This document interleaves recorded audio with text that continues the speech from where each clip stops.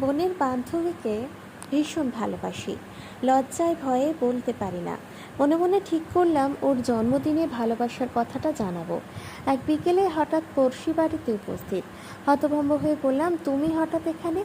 বাড়িতে ভালো লাগছিল না, তাই চলে এলাম। ও আচ্ছা, আপনাকে একটা কথা বলার আছে। হ্যাঁ বলো। মায়ের অসুখ বেড়েছে, আপনি তো জানেন। মা আপনাকে পছন্দ করতো, প্রায়শই আপনার কথা জিজ্ঞেস করে। খুব অসুস্থ?